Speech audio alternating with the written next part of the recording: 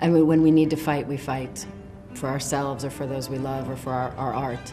But I think deep down there's a fragility that I identified with and a loneliness. Well, I want to know the answer to that. No, but I think I want to know this too. For me, the most tricky thing was to be me being her and us being a third character. Because it took me a moment to realize we would be performing all the operas. I think it feels very special, it feels a bit surreal, knowing that she was here. I think it was 1951, knowing how important Italy is for her, for music, for opera. So it couldn't be more perfect. Yeah, there's a big meaning for the opera world. You know, whatever happens in Italy happens to the opera, and she really looked forward to work here in La Fenice, in the opera house here, and then obviously in Rome, but most importantly in La Scala. So it has a lot of meaning, and she came a number of times to this festival, and this is where she met Aristotele Leonassi in 1957. So it's all here. When I write my autobiography, I will title it "The Day Ferruccio Saved My Life." And what day was that? Every day. It was hard. I trained for months, but my first days, he was very good to me in that we started in a more intimate first with very few crew members, and we ended at La Scala with everyone. So I had a little time to get my nerve but this is the hardest thing I've ever done. I was terrified. Because what it is that like we can all sing like pop music, right? I could get into a car and sing, I don't know, a song from David Bowie and do it reasonably well. Opera requires a very particular style of singing, the pitch, the color, the breathing, the posture, and always a very extensive preparation.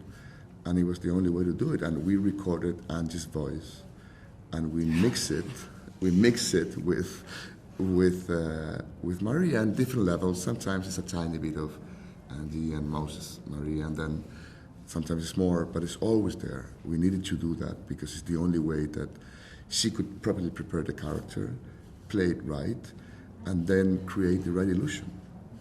I think she's perceived one way, and I think her soul and her heart are very different than what her perception was.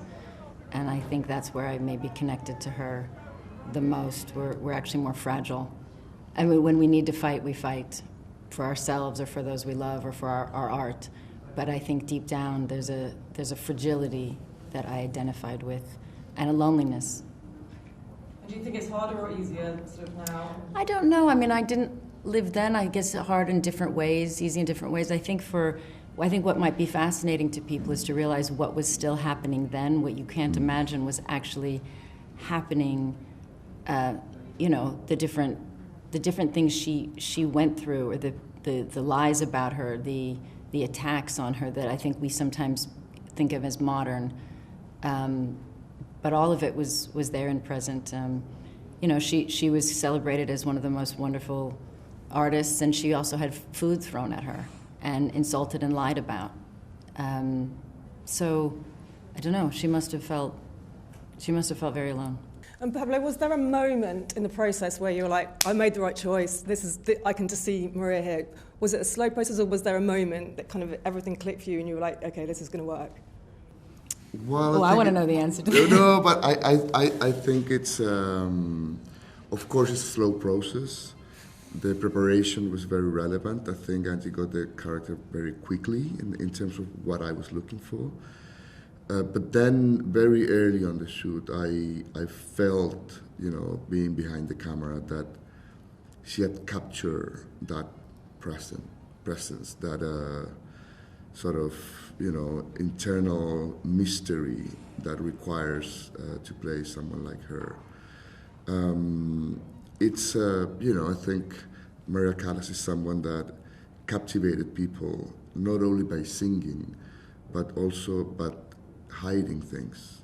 And I think to perform that type of characters, you need to be able to let the audience understand you and see you, and then don't, the opposite. To hide a little bit, make it more mysterious. And that dance of knowledge and feelings and sensibility, I think was captured by Angie very quickly. So I don't know exactly the day that it happened, but believe me, it did happen. It was very early on the shoot, yeah.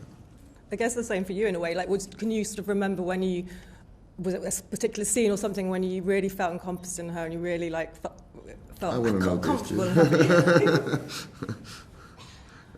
I don't know. You know, there's so many different facets of her that I guess it was the different her that would come, right?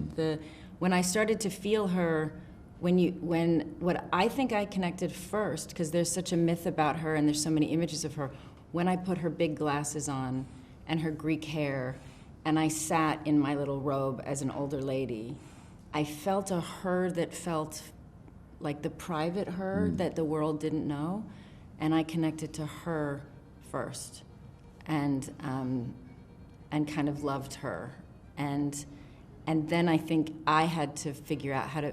For me, the most tricky thing was to be me being her and us being a third character, because it took me a moment to realize we would be performing all the operas.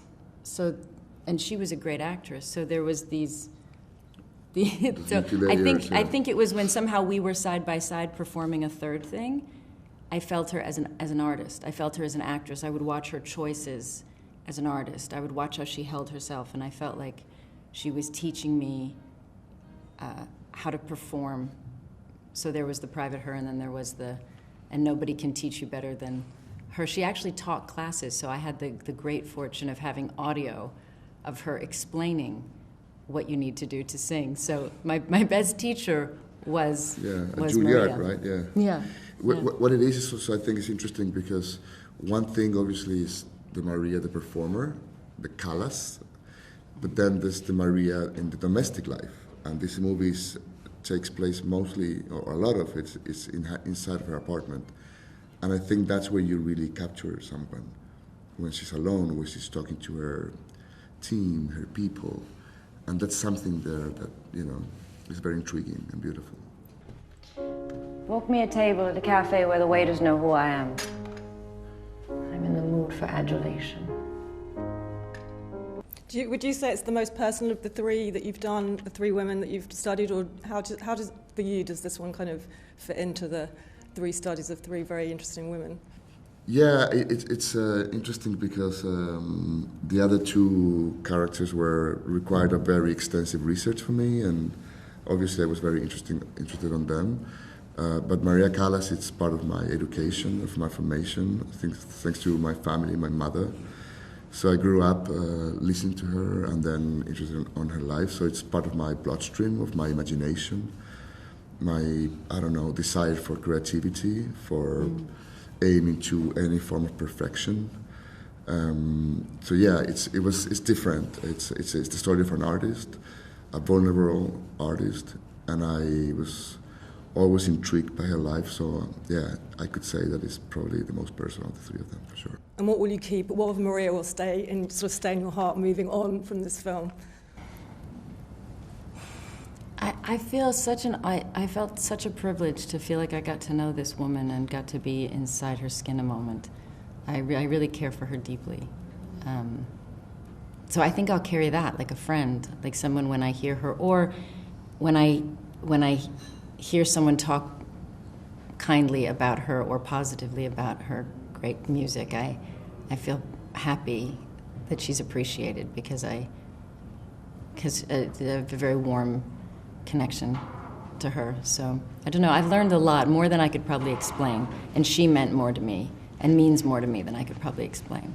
I think like most people, I heard about the myth of her. I heard about her being a diva. I heard about her great music. I heard about her great talent. I heard about her love affairs. I heard about her, but I didn't really understand at all who this person was. And if anything, I hope that this film helps people to also connect to opera, which is, I think, quite an extraordinary art form and very special, but also to have a little more kindness and appreciation towards this human being.